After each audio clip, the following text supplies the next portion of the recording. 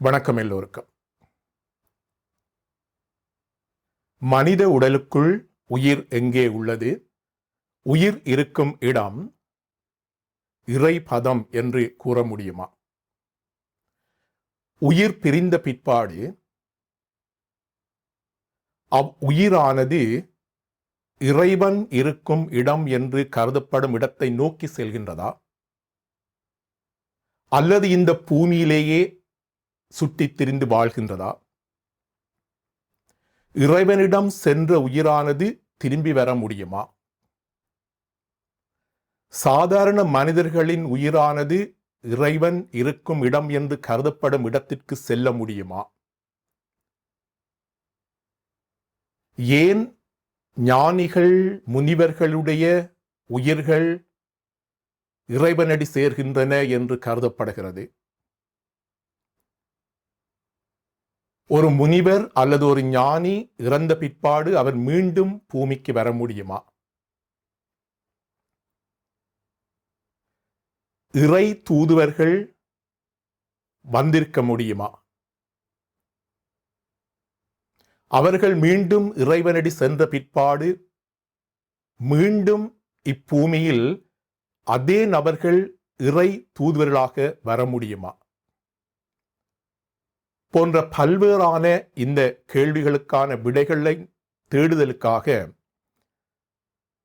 நான் பல நாட்களை பயன்படுத்தி இருக்கின்றேன். பல ஆய்வுகளை மேற்கொள்வதற்காகவும் இறுதியாக எனது சொந்த சிந்தனையில் பல ஆய்வுகளின் முடிவுகளில் இருந்து எனது சொந்த முடிவுகளுக்கும் நான் சில முடிவுகளுக்கும் வந்திருக்கின்றேன். அவற்றையெல்லாம் ஒரே நேரத்தில் இங்கு தர முடியாது. படிப்படியாக பல பகுதிகளாக நான் முடிந்த அளவுக்கு சுருக்கமாக உங்களுக்கு விளக்க இருக்கின்றேன். ஆனால் ஒன்று மட்டும் இங்கே கூற முடியும். நான் விளக்குவது, நான் சொல்வது, நான் தருகின்ற விளக்கம்தான் சரியானது என்ற முடிவுக்கு யாரும் வரவேண்டிய அவசியம் இல்லை. பொதுவாக பலருக்கு தெரிந்திருக்கக்கூடிய விடயங்களும் இங்கே என் வாயிலிருந்து வரக்கூடும். ஆனால் நான் இதற்காக பயன்படுத்திய நேரங்கள், நாட்கள் பெரும்பாலும் எனக்கு இவ் ஆய்வின் முடிவுகள் சரியானதாகவே படுகின்றது. இந்த ஆய்வுகளை நாங்கள் செய்த பிற்பாடு முடிவுகளை கூறுவதற்கு முன்பு உடலுக்குள் எங்கே உயிர் உள்ளது என்ற இவ்விடயத்தில் நாம் சற்று மிக நுணுக்கமாக சில நுண்ணிய விஞ்ஞான ரீதியான அணுகுமுறைகளை கையாள வேண்டியிருக்கின்றது. அதாவது ஓர் அணு இந்த உலகத்திலேயே மிக சிறிய துணிக்கையானது அணு எனப்படுகின்றது. ஆனால் அணுவை பிளந்தால் அணுவுக்குள், அணுக்கருவுக்குள் புரோத்தன்கள், நியூட்ரன்கள் எனப்படுகின்ற துணிக்கள் இருப்பதாக பல்லாண்டு காலமாக அறியப்பட்டவை. ஆனால் தற்பொழுது மேலும் 2 துணிக்கைகள் அறியப்பட்டு கிடக்கின்றது. அதையும் தாண்டி ஊகத்தின் அடிப்படையில் மேலும் 22 தொடக்கம் 24 துணிக்கைகள் இருக்கலாம் என்றும் கருதப்படுகின்றது. ஆனால் இன்று வரைக்கும் ஓர் அணுவுக்குள் இருக்கக்கூடிய இலத்திரன்கள், புரோத்தன்கள், நியூட்ரன்கள் இந்த 3ஐயும் தான் முதன்மையாக கொண்டு ஆய்வுகள் நடைபெறுகின்றன. ஓர் அணுக்குண்டு தயாரிப்பிலும் கூட அல்லது ஓர் அணுவில் இருந்து அல்லது பல அணுக்களில் இருந்து மக்களுக்கு பயன் தரக்கூடிய மின்சாரம் மற்றும் வெப்பத்தை உருவாக்குவதிலும் கூட இந்த இலத்திரன்கள், புரோத்தன்கள் தான் பயன்பாட்டில் உள்ளன. அதாவது அணுவை பிளந்து அணுவுக்குள் இருக்கக்கூடிய பாரிய சக்தியை கொண்டு அழிவுகளை ஏற்படுத்திய பிற்பாடு அழிவுகளை ஏற்படுத்துவதற்கு பதிலாக ஏன் நாம் மனிதர்களுக்கு பயன் தரக்கூடிய சக்தியாக அதை மாற்றக்கூடாது என்ற சிந்தனையில் உருவாக்கப்பட்டவைதான் வெப்பம் மற்றும் மின்சார உற்பத்தியாக இருக்கின்றது. அதற்காக பல வளர்ச்சியடைந்த நாடுகள் தற்பொழுது அணுமின் நிலையங்களை உருவாக்கி மின்சாரத்தை உருவாக்கி கொண்டிருப்பதெல்லாம் உங்களுக்கு தெரியும். அதே போன்று பிரான்ஸ் ரஷ்யா எல்லை பகுதியில் ஒரு பாரிய கிடங்குக்குள் அணுக்களை பிரிப்பதன் மூலம் புரோத்தன்களை மிக விரைவாக வெளியேறச் செய்து மோத விடுவதன் மூலம் வரக்கூடிய பாரிய சக்தியை கொண்டு அதிலிருந்து எழும் பாரிய வெப்ப சக்தியை எவ்வாறு சேமிக்கிறது, எவ்வாறு அதை சேமித்து பின் மின்சக்தியாக மாற்றலாம் போன்ற பல ஆய்வுகள் நடைபெற்று கொண்டிருக்கின்றன பல ஆண்டுகளாக. இதெல்லாம் பெரும்பாலும் பல பேர் கேள்விப்பட்டிருக்கக்கூடும். இது சம்பந்தமாக ஒரு பாரிய விளக்கங்களை பின்னால் பகுதி பகுதியாக நாங்கள் பார்க்கலாம். இப்போ நான் ஏன் இந்த அணுவை பற்றி நான் முதலில் எடுக்கின்றேன் என்று சொல்லி சொன்னால், அணுவுக்குள் அளவிட முடியாத ஒரு பாரிய சக்தியானது ஒடுக்கப்பட்டு உள்ளே நசுக்கப்பட்டு வைக்கப்பட்டிருக்கிறது, உள்ளடக்கப்பட்டிருக்கிறது. அணுக்களை பிளக்கும் பொழுது இவ்வாறு கூறலாம், நாம் சூரியனை அண்மித்துவமாக இருந்தால் கிட்டத்தட்ட ஒரு 6000 செல்சியஸ் வெப்பநிலையை உணரக்கூடியதாக இருக்கும். ஆனால் ஒரு சில அணுக்களை நாங்கள் பிளக்கும் பொழுது அணுக்களில் இருந்து வரக்கூடிய சக்தியானது பல மில்லியன் அளவு வெப்ப சக்தியையும் ஒரு சூரியனிலிருந்து வரக்கூடிய ஒளி சக்தியை போல பல மடங்கு ஒளி சக்தியையும் கொண்டதாக இருக்கிறது. இதை நாம் எவ்வாறு சிந்தித்து பார்க்கலாம்? அதாவது ஏதோ ஒரு வகையில் பாரிய அழுத்தங்களை கொடுக்க கொடுக்க கொடுக்க கொடுக்க கொடுக்க ஒரு பொருளானது மிகச் சிறிய சிறிய சிறிய சிறிய சிறிய துணிக்கையாக மாறிக்கொண்டு போகிறது என்ற முடிவுக்கு வரலாம். இதைத்தான் சொல்வார்கள், ஒருவரை தனிமைப்படுத்தி பல பேர் சேர்ந்து ஒருவரை தனிமைப்படுத்தி அவரை நசுக்குவார்களாக இருந்தால், அவர் அமைதியாக போய்கொண்டிருக்கிறாராக இருந்தால், அவர் பாரிய சக்தியை தனக்குள்ளே சேமிக்கின்றார் என்பது அர்த்தம். இது பலருக்கு தெரிய வாய்ப்பில்லை. இவ்வாறு பாரிய சக்தியை தன்னகத்தே கொண்டிருக்கக்கூடிய அணுவானது பிளக்கப்படும் பொழுது அது பாரிய சக்தியை வெளியில் கொடுக்கின்றது. அப்போ இதை நான் திரும்பவும் சொல்லுகின்றேன். ஏன் இதை இவ்வாறு நான் அணுவை எடுத்து இவ்வாறு நான் கதைக்கின்றேன் என்று சொல்லி சொன்னால், இது சம்பந்தமாக பெரிதொரு சந்தர்ப்பத்தில் பெரிதொரு பகுதியில் நான் இதை பற்றி விரிவாக மேலும் விளக்குகின்றேன். ஆனால் இந்த அணுவை பற்றி நான் கதைக்கிறதுக்கு காரணம் மனித உடலானது உருவாக்கப்படும் பொழுது விந்துக்களில் இருந்து, ஓர் ஆணினிடம் இருந்து பெறப்படுகின்ற விந்துக்களில் இருந்து பெண்களிடம் இருந்து வரக்கூடிய கருவுக்குள் அந்த விந்துக்கள் சென்று இணைவதால் கருக்கட்டல் ஏற்பட்டு மனித உடல் உருவாகிறது என்பது எல்லோருக்கும் தெரிந்த ஒரு அடிப்படை விடயம். ஆனால் இந்த விந்துக்களை கூட எவ்வாறு அழைக்கின்றார்கள்? பெரும்பாலும் விந்தணுக்கள், விந்து அணுக்கள், விந்தணுக்கள். அப்போ மனித உடலானது விந்துக்களின் ஊடாக அணுக்களை உற்பத்தி செய்து உள்ளே கொன்று போய் பெண்களினுடைய கருக்களுக்குள் விடுகின்றனவா என்றொரு கேள்வி எழுகின்றது. அப்போ மனித உடலானது அணுக்களை உற்பத்தி செய்ய முடியுமா என்றால் இயற்கை அவ்வாறுதான் படைக்கப்பட்டிருக்கிறது. ஆம், முடியும். இதற்கு ஒரு உதாரணம் நான் சொல்ல முடியும் உங்களுக்கு. அதாவது, அடிப்படையில் இந்த பூமியில் நாம் வாழ்ந்து கொண்டிருக்கின்றோம். கிட்டத்தட்ட இதுவரைக்கும் 92 வகையான அணுக்களே கண்டறியப்பட்டுள்ளன. இதில் 92வது யுரேனியம் ஆகும். அப்படி இருந்த பொழுதிலும் கூட இந்த 92ஐ தாண்டி புதிய அணுக்களை மனிதன் தன் உடலுக்கு வெளியிலே கண்டுபிடித்து அல்லது உருவாக்கி வைத்திருக்கின்றான். அணுக்களை உருவாக்க முடியும் என்பதை மனிதன் நிரூபித்திருக்கின்றான்.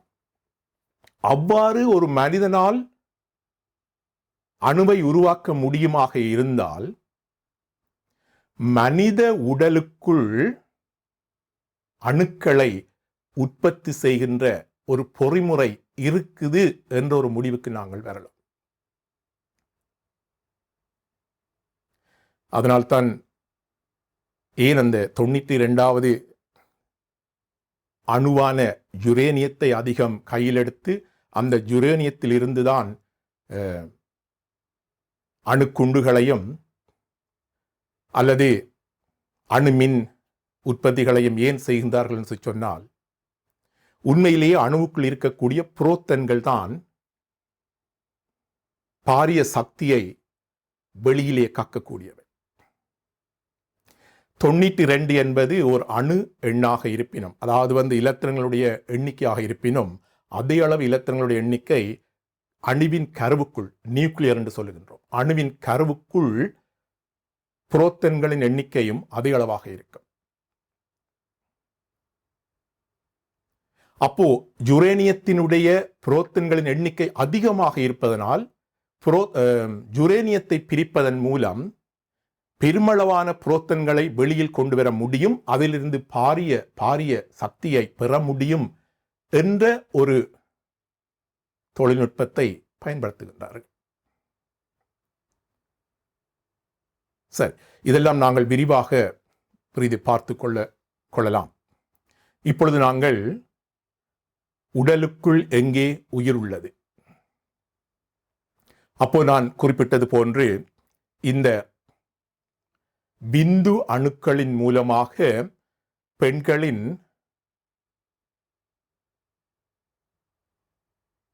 கருவுக்குள் கொண்டு போய் இந்த விந்தானது பிந்து அணு ஒன்றை உள்ளே செலுத்துகின்றது. இதன் மூலம் கருக்கட்டல் உருவாகி, உங்களுக்கு தெரியும், 1 2 2 4 8 16 32 64 128 156 சொல்லி இவ்வாறு அந்த கலப்பிரிகையானது அடைந்து செல்லுகின்றது. அடைந்து ஒரு முழு உருவத்துக்கு வந்து கொண்டிருக்கும் பொழுது ஒன்றை நாங்கள் சிந்திக்க வேண்டும். முதலாக இந்த பிந்து அணுவானது உள்ளே கொண்டு போய் ஒரு அணுவை உள்ளே வைத்திருக்க வேண்டும். ஏன் நான் அணு என்று திரும்ப சொல்லுகின்றேன் என்று சொல்லி சொன்னால், அணுவுக்குள் பாரிய சக்தி உண்டு. எனவே அந்த மனித உடலானது வளர்ந்து மகட்பேறாக வெளியில் வந்த பிற்பாடு அது வளர்ந்து வருகின்றது. வளர்ந்து வரும் பொழுது உங்களுக்கு தெரியும், இந்த பூமியில் எந்த ஒரு நிகழ்ச்சி நடப்பதாக இருந்தாலும் அந்த நிகழ்ச்சியை, அந்த சம்பவத்தை வழிநடத்த ஏதோ ஒன்று இருக்க வேண்டும். எனவே அந்த உடலினுடைய வளர்ச்சி, படிப்படியான அனைத்து வளர்ச்சியையும் கட்டுப்படுத்துவதற்கு ஏதோ ஒன்று அந்த உடலுக்குள் இருக்க வேண்டும். அது நாம் இந்த விந்தின் மூலம் வந்த அணுவாக கருத முடியும். சரி, மனித உடலானது பூரண வளர்ச்சி அடைந்த பிற்பாடு, வளர்ச்சி அடைந்து கொண்டு வரும்பொழுதும் கூடத்தான் பூரண வளர்ச்சி அடைந்த பிற்பாடு மனித உடலுக்குள் பல உறுப்புகள் இருக்கின்றன. இந்த மனித உடலுக்குள் இருக்கக்கூடிய ஒவ்வொரு உறுப்புகளையும் சீராக இயங்க அவற்றிற்கு கட்டளைகளை பிறப்பிப்பது நாம் மூளை என்று சொல்கின்றோம். தலைக்குள்ளே இருக்கக்கூடியது மூளை என்று சொல்கின்றோம். சரி, உண்மைதான். நரம்பு கலங்களினால் ஆக்கப்பட்ட நரம்பு தொகுதி பல மில்லியன் நரம்பு கலங்கள் ஒன்றாக இணைந்து மூளைக்குள் இருந்து அனைத்து உறுப்புகளையும் கட்டளைகளை வழங்கி இயக்குகின்றன, ஒருமித்து இயக்குகின்றன. அந்த கட்டளைகள் மின்னலைகளாக மூளையிலிருந்து ஒவ்வொரு கலங்களுக்கும் ஏனைய உறுப்புகளுக்கும் செல்கின்றது கட்டளைகள். அப்போ இதில் நாங்கள் ஒன்றை பார்ப்போமாக இருந்தால், பொதுவாக எல்லோருக்கும் தெரிந்த விடயம்தான், மனித மூளையினுடைய வலது பக்கமானது மனித உடலின் சரிபாதியாக நாங்கள் இவ்வாறு பிரிப்போமாக இருந்தால், இடது பக்கத்தில் இருக்கக்கூடிய அனைத்து அங்கங்கள் உறுப்புகளையும் வலது பக்கம் கையாளுகின்றது அல்லது கட்டுப்படுத்துகின்றது. அதே போன்று இடது பக்கத்து சரி நடுவாக பிரித்தோமாக இருந்தால், இடது பக்கத்தில் இருக்கக்கூடிய மூளையின் பகுதியானது மனித உடலின் வலது பக்கத்தில் இருக்கக்கூடிய அங்கங்கள் உள்ளுறுப்புகளை கட்டுப்படுத்துகின்றது, வழிநடத்துகின்றது. இப்போ நாங்கள் உடலில் உறுப்புகளிலிருந்து படிப்படியாக நாங்கள் இப்பொழுது கட்டுப்பாட்டு அறை மூளைக்குள் வந்திருக்கின்றோம். சரி, இப்போ வலது பக்கம் இடது பக்க உறுப்புகளையும் இடது பக்கம் வலது பக்க உறுப்புகளையும் கையாளுகின்றன. அப்போ நாங்கள் ஒரு படி மேலே சென்று சிந்தித்து பார்ப்போம். அப்போ இந்த மூளையை எது கட்டுப்படுத்துகின்றது, எது இயக்குகின்றது? இந்த கேள்வி ஒன்று எழும். அப்போ பல ஆய்வுகளை மேற்கொண்டு பார்த்த பொழுது எனக்கு கிடைத்திருக்கக்கூடிய விடை பலருக்கு தெரிந்திருக்கக்கூடும். வலது பக்கத்து மூளைதான் இடது பக்கத்து மூளையை கையாளுகின்றது. வலது பக்கத்து மூளைதான் வலது பக்கத்தில் இருக்கக்கூடிய மூளையின் ஏதோ ஒரு பகுதி இடது பக்கத்து மூளையை கையாளுகின்றது, கட்டுப்படுத்துகின்றது. அப்போ வலது பக்கத்தில் இருந்து செல்லுகின்ற மின் அலைகள் கட்டளைகள் மின்னலைகளாக சென்று இடது பக்கத்தில் உள்ள மூளைகளுக்கு செய்தியை வழங்க, இடது பக்கத்தில் இருக்கக்கூடிய மூளை நரம்பு கலங்கள் மின்னலைகளாக, நன்றாக கவனித்துக் கொள்ளுங்கள், உடலில் வலது பக்கத்தில் இருக்கக்கூடிய அங்கங்கள் அவயவங்களை இயக்குகின்றது. பொதுவாக நீங்கள் ஒன்றை கவனித்திருப்பீர்கள், மனித பிறவியிலே வந்து பெரும்பான்மையான மனிதர்கள் வலது கை பழக்கம், வலது கால் பழக்கம், வலது பக்கத்திலேயே மிகவும் பலம் பொருந்தியதாக வைத்திருப்பார்கள். எனவே மனித உடலில் இடது பக்கத்து மூளையானது மிகவும் முக்கிய பங்கை ஆற்றுகின்றது. அதை கட்டுப்படுத்துவது வலது பக்கத்து மூளையில் இருக்கக்கூடிய ஒரு பகுதி. சரி, இன்னும் ஒரு படி நாங்கள் மேலே சென்று யோசித்து பார்ப்போம். அப்போ அந்த வலது பக்கத்து மூளையில் இருக்கக்கூடிய இடது பக்கத்து மூளையை கையாளுகின்ற அந்த சிறிய பகுதிக்கு என்ன நடக்கின்றது? அதை எது கட்டுப்படுத்தும்?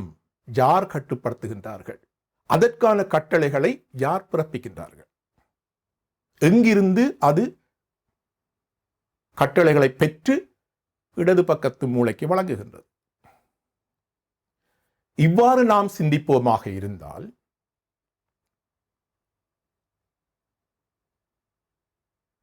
மிக மிக ஒரு சிறிய துணிக்கை ஒன்று வலது பக்கத்தில் இருக்கக்கூடிய இடது பக்கத்து மூளையை கையாளுகின்ற அப்பகுதிக்கு கட்டளைகளை வழங்குகின்றது என்ற ஒரு முடிவுக்கு வரலாம். நாம் பொறுமையாக இருந்து சிந்திப்போமாக இருந்தால். இது என்னுடைய ஆய்வுகள் மற்றும் சிந்தனையிலிருந்து பிறப்பவைதான். இதெல்லாம் நீங்கள் ஏற்றுக்கொள்ள வேண்டும் என்பது என்னுடைய அர்த்தம் அல்ல. சரி, அந்த பிரதான மிகச்சிறிய துணிக்கை ஒன்று எமது உடலுக்குள் மூளை பகுதிக்குள் தான் இருக்கின்றது. அதுவும் கிட்டத்தட்ட மூளையினுடைய நடுப்பகுதியில் வலது பக்கமாக எங்கேயோ ஒரு இடத்தில் அந்த சிறிய துணிக்கை இருக்கின்றது என்பது என்னுடைய சிந்தனையில் உதிப்பவை. இன்று இல்லாவிட்டாலும் இன்னும் ஓர் 200-300 வருடங்களுக்குள் எம் பரம்பரைகள் துல்லியமாக அது எங்கே இருக்கிறது என்பதை கண்டறிந்து விடுவார்கள். அதிலும் எனக்கு எந்த மாற்று கருத்தும் இல்லை. நாம் இருக்கப் போவதில்லை. ஆனால் இன்னும் ஒரு 200-300 வருடங்களுக்குள் கண்டிப்பாக அந்த பகுதி எது என்பதை எம் பரம்பரைகள் கண்டறிந்துவிடும். சரி, அப்ப இப்போ ஒரு கேள்வி ஒன்று எழும் எங்களுக்கு. நாம் படிப்படியாக நாம் வந்து கொண்டிருக்கின்றோம். கட்டளைகளை யார் பிறப்பிக்கின்றார்கள் என்று வந்து கொண்டிருக்கின்றோம். இறுதியாக மனித உடலுக்குள் ஓர் மிக சிறிய துணிக்கை, ஒரு அணுவானது, மிகச்சிறிய துணிக்கை என்றால் அணு என்று பொருள்படுகின்றது, அது கட்டுப்படுத்துகின்றது. அப்போ அது இவ்வாறு இயங்குகிறது என்றொரு கேள்வி எழும். அந்த சிறு துணிக்கைக்குள் நான் ஏற்கனவே அந்த அணுக்களை பற்றி நான் ஏற்கனவே நான் இங்கே வரைந்து காட்டவில்லை என்றால் அது புறம்பாக நான் இன்னொரு சந்தர்ப்பத்தில் விளக்குகின்றேன். ஏற்கனவே சொல்லியிருக்கின்றேன், அணுவுக்குள் மிக சிறிய துணிக்கையாக நசுக்க நசுக்க நசுக்க நசுக்க அதுக்குள் மிகச் சிறிய துணிக்கைக்குள் பாரிய சக்தி முடங்கி இருக்கின்றது. அப்போ அந்த அணுவானது தனக்குள் இருக்கின்ற அந்த சக்தியை வைத்துக்கொண்டு இயங்கிக் கொண்டே இருக்கிறது. அதற்குள் தான் உயிர் இருக்கின்றது. அப்ப அதற்கு நாம் அன்றாடம் உண்ணுகின்ற உணவுப் பொருட்களில் இருந்து சக்தியை வழங்க வேண்டிய தேவை இல்லை. காரணம், நான் ஏற்கனவே கூறியது போன்று விந்தணுக்கள் மூலமாக ஒரு அணு துணிக்கையானது அங்கே கொண்டு வந்து சேர்க்கப்பட்டிருக்கின்றது. அந்த அணுவுக்குள் இருக்கக்கூடிய சக்தியானது அந்த அணுவை இயக்குகின்றது. அதன் மூலம் அந்த அணு வாழ்ந்து கொண்டே இருக்கின்றது. எதுவரைக்கும்? பிரிகை அடையும் வரைக்கும், பிளக்கும், அது பிளவுறும் வரைக்கும். அப்ப அது தன் சக்தியை பயன்படுத்தி வாழ்ந்து கொண்டிருக்கின்ற அதே நேரத்தில் தனக்கு கீழிருக்கக்கூடிய மூளையின் முக்கிய பகுதியான மூளையையும் உறுப்புகளையும் கட்டுப்படுத்தக்கூடிய பகுதிக்கு தன் கட்டளைகளை வழங்கிக் கொண்டிருக்கின்றது. அதற்கு நாம் உணவின் மூலம் சக்தி கொடுக்க தேவையில்லை. அப்போ உணவின் மூலம் நாம் ஏன் சக்தியை வழங்குகின்றோம்? ஏன் நாம் உண்ண வேண்டும், உணவு உட்கொள்ள வேண்டும் என்ற கேள்வி எழும். ஒன்றை கவனித்துக் கொள்ளுங்கள். அணு இந்த உலகத்தை நாம் பார்க்கின்ற அத்தனை பொருட்களிலும், அத்தனை சடப்பொருட்கள், உயிர் பொருட்களும் அணுக்கள் புதைந்து கிடக்கின்றன. நான் ஏற்கனவே கூறியது போன்று கிட்டத்தட்ட 7 லட்சம் மூலக்கூறுகள் இந்த பூமியில் இருக்கின்றன. அவற்றுள் 92 வகையான அணுக்கள் இருக்கின்றன. அந்த 92 வகையான அணுக்களுக்குள் முதன்மையானவை ஒரு 12 அணுக்கள் தான் நம்முடைய பாவனையில் இருக்கின்றன, அல்லது அதிகம் பேர் அறிந்து கொள்ளக்கூடிய வகையில் இருக்கின்றது. அதிலும் முக்கியமாக கார்பன், ஐதரசன், ஆக்சிஜன் போன்ற இந்த 3 அணுக்களும் மிக மிக மிக அதிக அளவில் மனித வாழ்வில், ஏனைய உயிரினங்கள் வாழ்விலும் கலந்திருக்கின்றது. மிக பிரதான 3 அணுக்கள். இவற்றின் மூலக்கூறுகள் தான் பரவலாக அதிகம் இருக்கின்றது. ஓகே, விடயத்துக்கு வருவோம். ஒரு மனிதனுடைய உடலுக்குள் பல உறுப்புகள் இருக்கின்றன. அனைத்து உறுப்புகளும் சீராக இயங்கினால்தான் மனித உடலானது சீராக இயங்க முடியும் ஒட்டுமொத்தத்தில். அப்ப மூளை என்ன செய்கிறது என்று சொல்லி சொன்னால், மனித உடலுக்குள் இருக்கும் உறுப்புகளை பாதுகாப்பது அல்ல அதன் வேலை, அல்லது அவற்றிற்கு சக்தியை வழங்குவது அல்ல அதன் வேலை. மூளைக்கு என்ன வேலை கொடுக்கப்பட்டிருக்கிறது சொன்னால், மின் அலைகளாக கட்டளைகளை மட்டும் வழங்கி உறுப்புகளை இயங்க வைத்துக் கொண்டிருப்பது மட்டும்தான். அதனால்தான் நாம் உணவுகளை எடுக்கின்றோம். ஏனென்று சொன்னால், உறுப்புகள் இயங்க வேண்டுமாக இருந்தால் உறுப்புகளுக்கு சக்தி வேண்டும். இந்த உலகத்தில் எந்த ஒரு பொருளும் இயங்குவதாக இருந்தால் அந்த இயக்கத்திற்கு நாம் ஒரு சக்தியை வழங்க வேண்டும். அப்போ அந்த உறுப்புகள் இயங்குவதற்கு தேவையான சக்தியை நாங்கள் வழங்குவதற்காக மட்டும்தான் உணவுப் பொருட்களை உட்கொள்கின்றோம். நான் ஏற்கனவே சொன்னது போன்று மூளைக்கும் உணவுப் பொருட்கள் தேவை. ஏனென்றால் மூளை கட்டளைகளை கொடுத்து கொண்டிருந்தாலும் மூளை என்பதும் ஒரு உறுப்புத்தான். நான் ஏற்கனவே சொல்லியிருக்கின்றேன். ஏனென்றால் மூளைக்கு கட்டளைகளை வழங்குறதுக்கு இன்னொன்று இருக்கிறது அங்கே.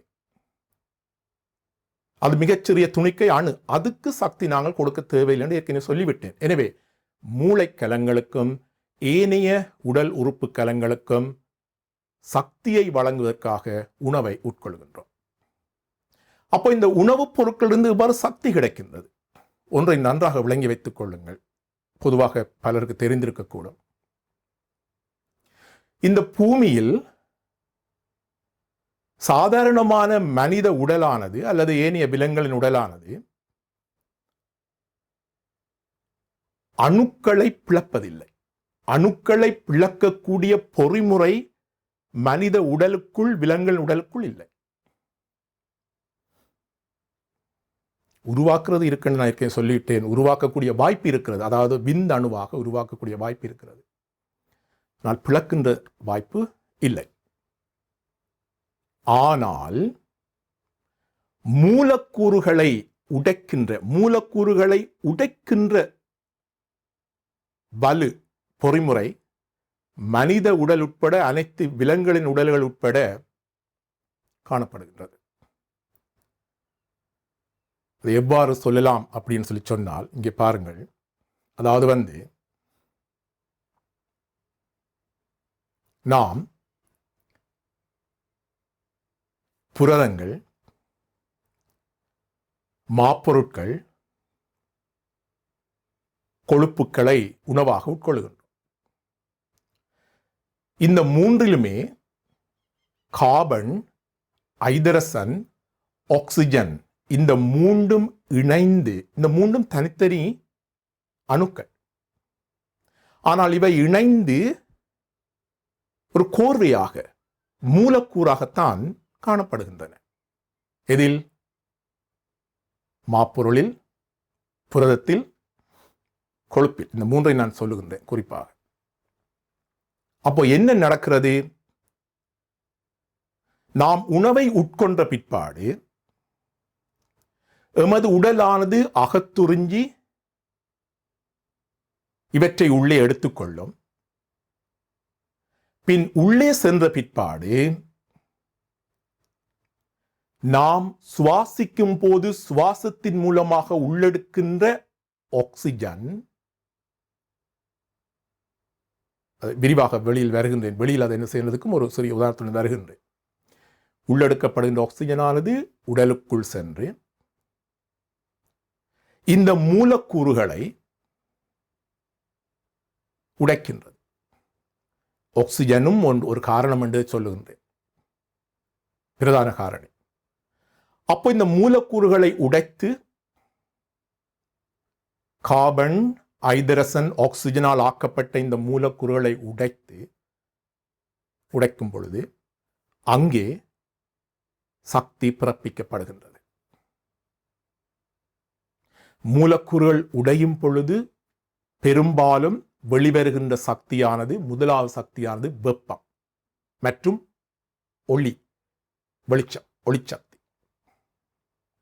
மூலக்கூறுகளை பிரிக்கும் பொழுது இந்த மூலக்கூறுகள் பிரிவதனால் வரக்கூடிய சக்தியானது அந்த வெப்பத்தையும் அந்த ஒளியையும் தாங்கக்கூடிய வகையில் தான் இந்த பூமியில் இருக்கக்கூடிய அனைத்து உயிரினங்களினுடைய கட்டமைப்புகளும் காணப்படுகின்றன. எனவே இவ்வாறு மூலக்கூறுகள் உடைவதனால் வரும் அந்த குறித்த சக்தியைத்தான் நாம் பயன்படுத்தி எமது உடல் உறுப்புகளுக்கு வழங்கி வாழ்ந்து வருகின்றோம். அணுக்களை பிளப்பதால் அல்ல. அணுக்கள் உடலுக்குள்ளும் இருக்கும் அணுக்கள் பிளக்கப்படுமாக இருந்தால் நாம் உயிருடன் வாழ முடியாது. அதிலிருந்து பிறக்கக்கூடிய பாரிய சக்தியானது நம்மை அழித்துவிடும்.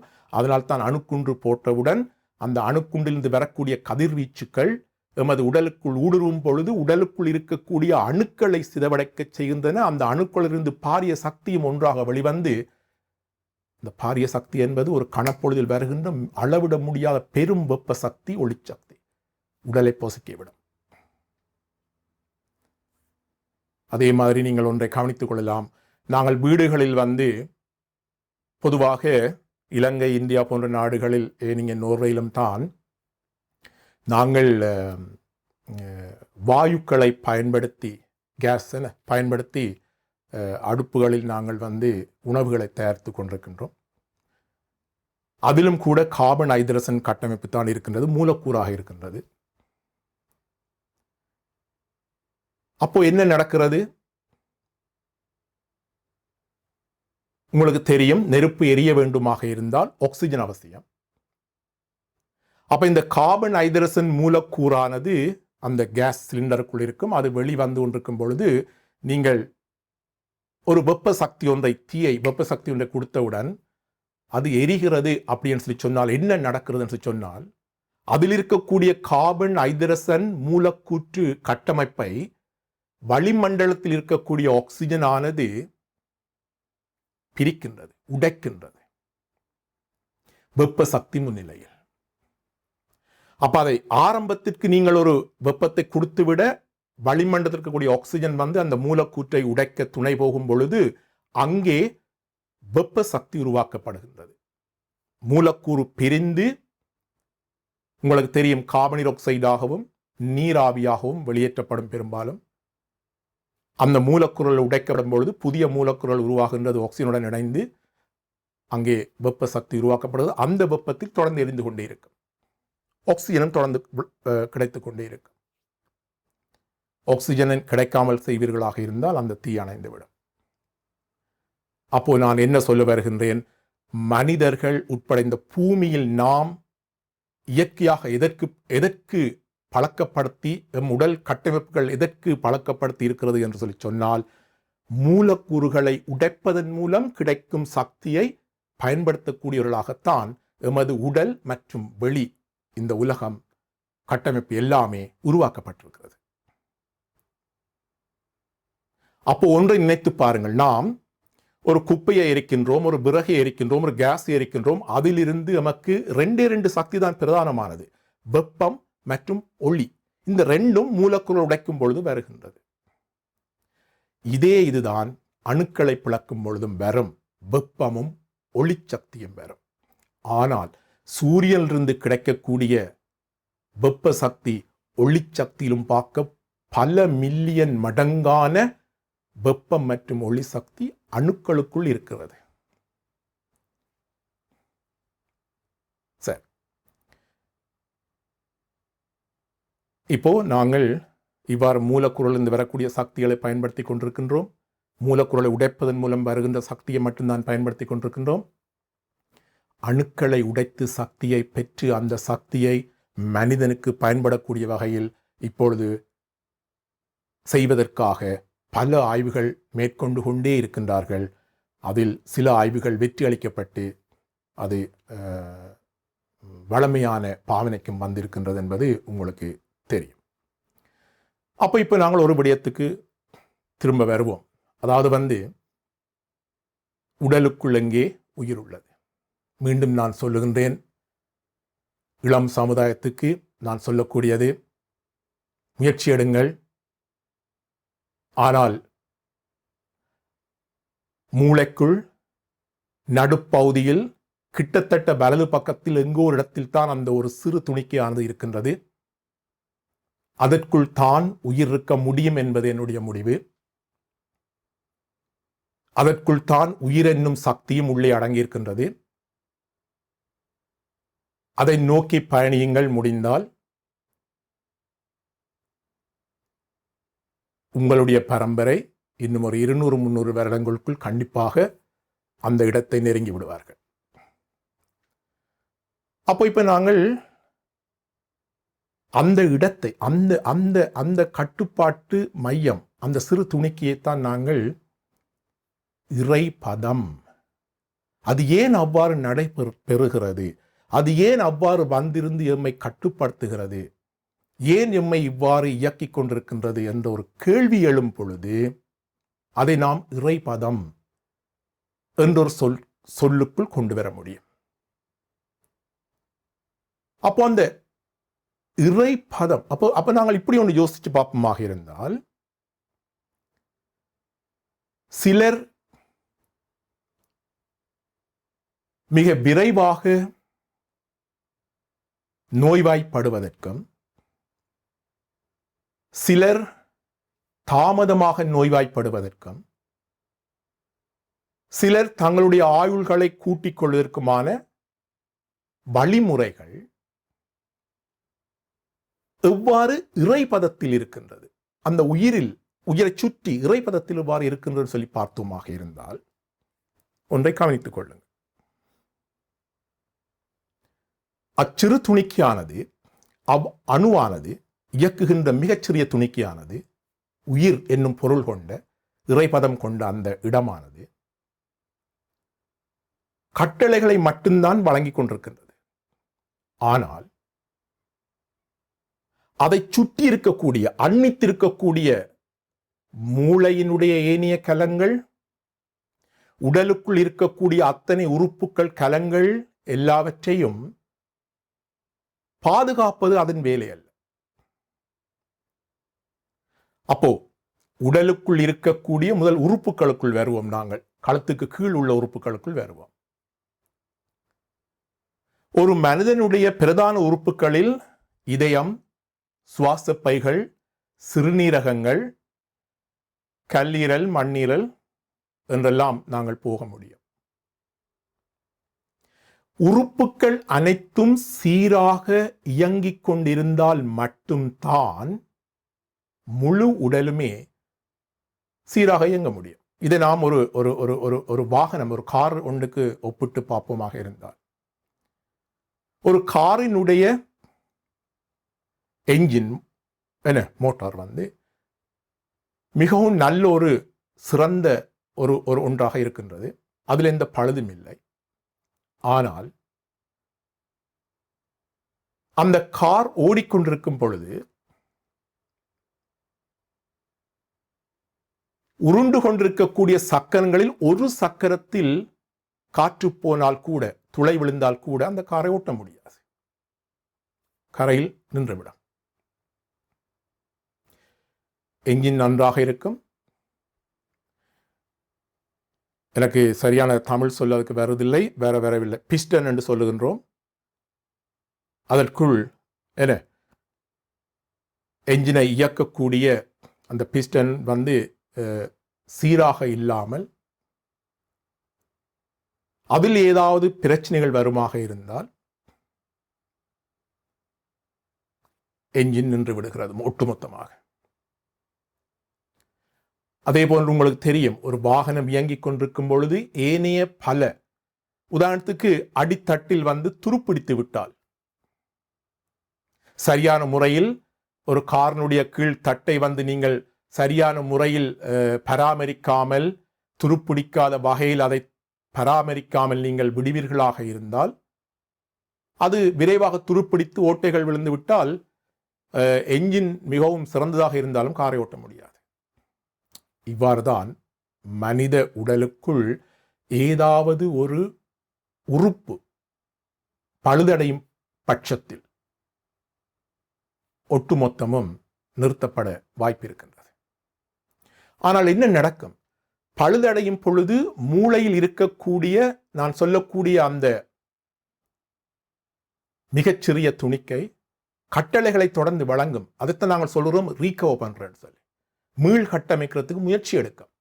உடலுக்குள் இருக்கக்கூடிய ஒரு அங்கம் பழுதடைகிறது, ஒரு உறுப்பு பழுதடைகிறது என்று சொல்லி சொன்னால் அதை மீள் கட்டமைப்பதற்காக கட்டளைகளை வழங்கும். கட்டளைகளை மட்டும்தான் வழங்க முடியும். ஏனைய உறுப்புகளுக்கு கட்டளைகள் செல்லும். ஏனைய உறுப்பின் கலங்கள், குருதி கலங்கள் எல்லாத்துக்கும் கட்டளைகள் செல்லும். உறுப்புக்கு சென்று அங்கே அதை மீள் கட்டமைப்பதற்கு உதவுங்கள் என்ற ஒரு கட்டளை ஒன்று பிறப்பிக்கப்படுகிறது. அப்பொழுது அது மீள் கட்டமைப்பதற்காக போராடும் எல்லாம் சேர்ந்து. ஆனால் முடியாவிட்டால், ஒரு உறுப்பு இயங்கவில்லை என்று சொல்லி சொன்னால், உதாரணத்துக்கு சுவாசப்பை இயங்கவில்லை என்று சொல்லி சொன்னால், சுவாசப்பையின் ஊடாகத்தான் ஆக்சிஜன் செல்ல வேண்டும். ஆக்சிஜன் தான் உடலுக்குள் இருக்கக்கூடிய உணவின் மூலக்கூறுகளை உடைத்து சக்தியாக மாற்றுகிறது என்றெல்லாம் நான் சொல்லியிருக்கின்றேன். அப்போ சுவாசப்பை இல்லை என்றால் ஆக்சிஜன் இல்லை, ஆக்சிஜன் இல்லை என்றால் ஏனைய உறுப்புகளுக்கு சக்தி கிடைக்காது, சக்தி இல்லை என்றால் ஏனைய உறுப்புகளும் சிதைந்து விடுகின்றது. உறுப்புகள் சிதைந்தால் ஒட்டுமொத்த உடலும் சிதைக்கப்படுகிறது. ஒன்றை கவனித்து பாருங்கள், இறுதியாகத்தான் உயிர் பிரிந்தது என்ற ஒரு செய்தி வரும். அது வரைக்கும் உடலினுடைய அங்கங்கள் பழுதடைந்து விட்டது என்றெல்லாம் வைத்தியர்கள் கண்டுபிடித்தெல்லாம் சொல்லிவிடுவார்கள். ஆனால் உயிர் பிரிகிற அந்த சரியான நேரத்தை துல்லியமாக செகண்ட் கணக்கில் கூறுவது மிக மிக கடினம். ஏனென்றால் அது ஒரு மிகச் சிறிய ஒரு அணு, அதுக்குள் சென்று பார்க்க முடியாது அது எவ்வாறு இயங்குகிறது என்பது. அதான் என்னுடைய சிந்தனையில் உதிப்பது. அப்போ என்ன நடக்கிறது? இவ்வாறு நான் ஏற்கனவே கூறியது போன்று உடல் உறுப்புகளை நீங்கள் சரியாக பராமரிக்காமல், உள்ளுறுப்புகளை பராமரிக்காமல், அவற்றுக்கு தேவையான முறையில் நீங்கள் வாழ்ந்து வராமல் உறுப்புகளை நீங்கள் தெரிந்தோ தெரியாமலோ சிதைப்பீர்களாக இருந்தால் அது பல முறை மீள் கட்டமைப்பதற்காக போராடும். ஒரு கட்டத்தில் அது கைவிடுமாக இருந்தால், ஒரு உறுப்பு கைவிடுமாக இருந்தால் ஒட்டுமொத்தத்தில் எல்லா உறுப்புகளும் செயலிழக்கும். எல்லா உறுப்புகளும் செயலிழந்தால் இனி தனக்கு வேலை இல்லை என்பதை மூளை சிந்திக்கும், மூளை உணர்ந்து கொள்ளும்.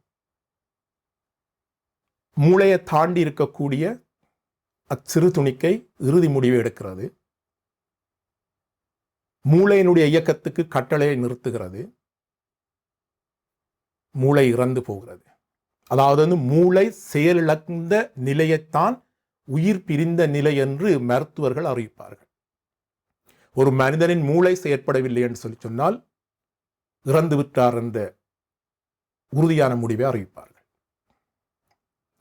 அப்போ அந்த சிறு அணுவுக்கு என்ன நடக்கிறது? அது என்ன நடக்கிறது? அது அழியாது, அது அப்படியே இருக்கும். ஏனென்றால் அதற்கு வெளியிலிருந்து சக்தி தேவையில்லை. அப்போ அது அங்கே உள்ளுக்குள்ள இருக்கும்.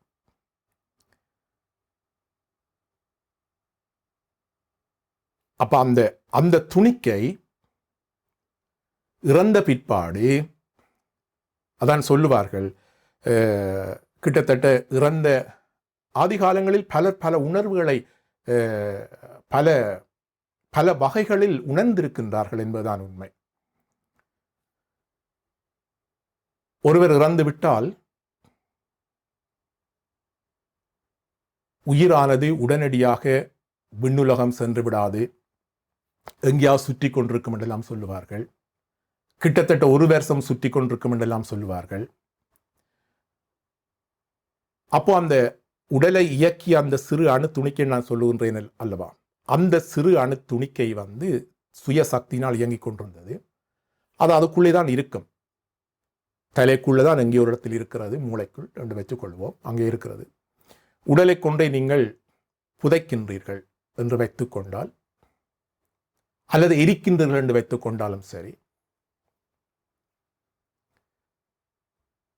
உங்கள் உடலில் இருக்கக்கூடிய மூலக்கூறுகள் எரிக்கும் பொழுது வெப்பத்தினால் பிரிகை அடைகிறது.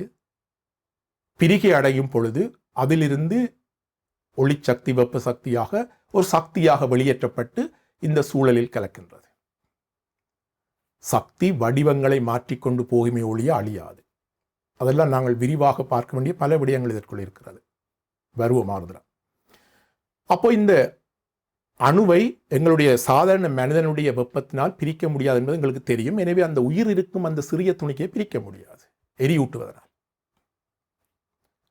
அது எங்கோ அந்த இடத்தில் எங்கேயோ ஒரு இடத்தில் அது இருக்கும். புதைப்பதனால் பாக்டீரியாக்கள், குறிப்பாக நுண்ணங்கிகள், மூலக்கூறுகளை பிரிக்கின்ற சக்தி கொண்டவை, இயல்பு கொண்டவை. அவை என்ன செய்கிறது? மனித உடல் இருக்கக்கூடிய புரதங்களை தமக்கு உணவாக்கிக் கொள்வதற்காக அவை மூலக்கூறுகளை பிரிக்க அவை சிதைவடைந்து அந்த உடலானது சிதைவடைந்து, உங்களுக்கு தெரியும் துர்நாற்றம் எல்லாம் வருவதற்கு காரணம் அதிலிருந்து வரக்கூடிய பிற மூலக்கூறுகள் வாயுக்களாக, துர்நாற்றம் வீசும் வாயுக்களாக வெளியேறுகின்றன. H2S கேஸ் என்று சொல்லுகின்றோம். அது கூடிய அளவு இந்த துர்நாற்றம் வீசும் இடங்களில் அந்த வாயுதான் உருவாக்கப்படுகிறது. அப்போ இந்த பிரிகையாளர் என்று சொல்லப்படும் இந்த நுண்ணங்கிகள் மூலக்கூறுகளை பிரித்து கொண்டு போய்க்குள்ள நீண்ட நாட்கள் எடுக்கும் புதைக்கப்பட்ட உடல்களுக்கு. அவை கூட, அந்த நுண்ணங்கிகள் கூட எல்லாத்தையும் பிரித்தா பிறகு அந்த ஒரு சிறு துணிக்கை, ஒரு சிறு அணு துணிக்கை ஒன்று இருந்து உடலுக்கு கட்டுப்பாட்டை வழங்கி கொண்டிருக்கின்றது என்று சொல்லுகின்றேன் அல்லவா, அந்த துணிக்கையை அவர்களால் பிரிக்க முடியாது. அப்போ அந்த துணிக்கை அங்கேதான் இருக்கு. ஆனால் எரிப்பதனால் வருகின்ற அந்த துணிக்கை மிக இலகுவாக வெளிவந்துவிடும். புதைப்பதனால் துணிக்கை சற்று நாட்கள் எடுக்கும். கிட்டத்தட்ட 1 வருடம் 2 வருடம் எடுக்கும் அந்த துணிக்கை தனிமைப்படுத்துவதற்கு. ஆனால் அங்கேதான் இருக்கும். அப்போ என்ன நடக்கிறது? மனிதன் இப்பொழுது தன்னுடைய அறிவு கெட்டியபடி அணுவை பிளக்கின்ற அறிவை பெற்றிருக்கின்றான். அணுவை பிளக்கும் பொழுது அங்கிருந்து சக்தி வெளியேற்றப்படுகிறது. அதே போன்று இயற்கையாகவும் என்னால் அதற்கு பல விளக்கங்களை கொடுக்க முடியும். ஆனால் சுருக்கமாக இப்போ சொல்லிவிடுகின்றேன். எல்லாத்துக்கும் விளக்கம் கொடுத்து கொண்டு போனால் அது புரிந்து கொள்வதற்கும் பல நேரங்கள் எடுக்கக்கூடும். அதே போன்று இயற்கையாகவும் அணு துணிக்கைகள், இந்த பூமியிலே போடப்பட்ட அணு துணிக்கைகளை பிளப்பதற்கான சக்தி ஒன்று கிடைக்கப்பெறுகின்றது. அந்த சந்தர்ப்பத்தில் அச்சக்தி அணுக்களை பிளக்கின்ற சந்தர்ப்பங்களில் இந்த உடல்களை இயக்கிக் கொண்டிருந்த அந்த உயிர் உள்ளே இருக்கின்ற அது பிளந்து தன்னுடைய சக்தியை வெளியேற்றி இந்த பூமிக்குள்ளே தான் இருக்கும். நான் இப்போ ஒரு விடயத்தை நான் சொல்லுகின்றேன். இது ஒரு மூட நம்பிக்கையோ அல்லது உங்களை யாரையாவது ஒரு பயமுறுத்துவதற்கான ஒரு விடயம் அல்ல. உண்மையிலேயே இறந்தவர்கள் புதைக்கப்பட்ட இடங்கள் அல்லது எரிக்கப்பட்ட இடங்களுக்குள் ஒரு மனிதன் போய் வருவானாக இருந்தால் அவனுக்குள் ஒரு ஆவி தொற்றிக் கொள்ளுகிறது அல்லது ஏதோ ஒரு புதிய சக்தி ஏதோ ஒன்று அவனை ஆட்டி படைக்கிறது என்றெல்லாம் சொல்லுவார்கள். மூதாதையர்கள் அப்படி சொல்லுவார்கள். அதாவது இந்த இறந்த உடல்களில், புதைக்கப்பட்ட உடல்களில் இருந்து வருகின்ற அந்த அணு, அவர்களுக்குள் இருந்த அந்த அணு துணிக்கை ஏதோ ஒரு வகையில் இயற்கையில் அது பிளக்கப்படுகிறது என்று வைத்துக் கொள்ளுங்கள். பிளக்கப்படும் பொழுது அதிலிருந்து ஒரு சக்தி வருகிறது. ஓர் அணு பிளக்கப்படுவதால் சக்தி வருகிறது. அந்த சக்தி தான் சில நேரங்களில் சில மனிதர்களுக்குள் செல்ல முடியும். அந்த சக்தி கூடாத சக்தி அல்ல, தீயவற்றை விளைவிக்கும் அல்ல. அந்த சக்தி உள்ளே வந்த பிற்பாடு ஒரு மனிதன் ஒரு பாரிய சக்தி ஒன்று அடிஷனல், மேலதிகமாக அவனுக்குள் ஒரு சக்தி வந்ததை உணர்வான். இதற்கான சில ஆய்வுகளும் நான் செய்து கொண்டிருக்கின்றேன். இவ்வாறு எடுத்துக்கொள்ள முடியும். சரி, நான் இப்போ இங்கே கூறுகின்ற அந்த ஒவ்வொரு விடயம் சம்பந்தமாகவும் நான் பல விடயங்களை நான் விரிவாக பகுதியாக நான் தர இருக்கின்றேன். நேரம் கிடைக்கிற பொழுது நான் உங்களுக்கு தர இருக்கின்றேன். இப்பொழுது ஒன்றை பார்த்துக்கொள்வோம். நான் இப்போ ஒரு இடத்தில் நான் உங்களுக்கு கூறியிருந்தேன், அதாவது மனிதர்கள் எவ்வாறு குறுகிய காலத்தில் இருக்கிறார்கள், சில பேர் கொஞ்ச காலம் வாழ்ந்துவிட்டு தனது உடலை பழுதாய் கொள்கிறார்கள், சில பேர் நீண்ட ஆயுளுடன் வாழுகிறார்கள். அப்போ இதுக்கு உள் அங்கங்களை சிதைப்பதனால், உள்ளுறுப்புகளை அனாவசியமாக சிதைப்பதனால் மனிதன் தன்னுடைய ஆயுளை குறைக்கின்றான். அந்த உடல் அங்கங்களை சீராக இயங்கடால் சிதைப்பதற்கான வழிகள் என்ன, எவ்வாறு மனிதன் அதை தெரிந்தோ தெரியாமல கடைப்பிடிக்கின்றான் சொல்லி பார்த்தால், அதற்கு குடி ஒரு பழக்கமாக இருக்கின்றது, புகைத்தல் ஒரு பழக்கமாக இருக்கின்றது. மற்றது உலகிலே மிகவும் பெரிய பாவச் செயலான விற்பதும் சரி பாய்ப்பதும் சரி, என்னென்னு சொல்வது, நக்கோட்டிக்கான்னு சொல்கிறோம், போதைப் பொருட்களை பயன்படுத்துதல், இதெல்லாம் மனிதர்களை மனித உறுப்புகளை மிக மிக வேகமாக சிதைத்து கொண்டே போகின்றன. உங்கள் உடலுக்குள் ஒரு உறுப்பு பழுதாகுமாக இருந்தால் நீங்கள் எங்கேயோ உங்கள் உணவு பழக்க வழக்கங்களில் பாரிய பிழைகளை விட்டிருக்கின்றீர்கள் என்பதுதான் அர்த்தம். வேறு எதுவும் இருக்க முடியாது. எனவே அதில் கவனமாக இருந்து கொள்ளுங்கள். அடுத்தது என்ன அப்படின்னு சொல்லி சொன்னார், நன்றாக கவனித்துக் கொள்ளுங்கள். நான் சொன்னது போன்று அந்த ஒரு சிறு துணிக்கை ஒன்று இருந்து கடைசியில் இருந்து ஒட்டுமொத்தமாக ஆண்டு கொண்டிருக்கிறது அது மூளைக்குள். அதை சுற்றி இருக்கக்கூடிய அந்த மூளை கலங்களை சரியான முறையில் உங்கள் அங்கங்களுக்கு உறுப்புகளுக்கு கட்டளைகளை வழங்க முடியாமல் அதை எவ்வாறு டிஸ்டர்ப் பண்றது. இது சில மனிதர்கள் தெரிந்தோ தெரியாமலோ செய்கின்றார்கள். தனிப்பட்ட முறையிலும் செய்கின்றார்கள். சில பேர் குழுவாக இயங்கி ஒரு செயினாக குழுவாக இயங்கியும் செய்கின்றார்கள். இப்பொழுது நவீன உலகத்தில் இப்போதான் உங்களுக்கு ஒரு அமைத்தில் இந்த வைபர், வாட்ஸ்அப், அது இதுன்னு சொல்லி பல சோசியல் மீடியாக்கள் ஊடாக பல பேருடன் ஒரு நேரத்தில் தொடர்புகளை கொண்டு பல இடங்களிலிருந்து ஒரு குறிப்பிட்ட மனிதர்களை, தனி மனித தாக்குதல் என்று கூட சொல்லலாம், குறிப்பிட்ட மனிதர்களை தாக்கி கொண்டிருப்பார்கள். அது எவ்வாறு தாக்குகிறார்கள் என்று சொன்னால்,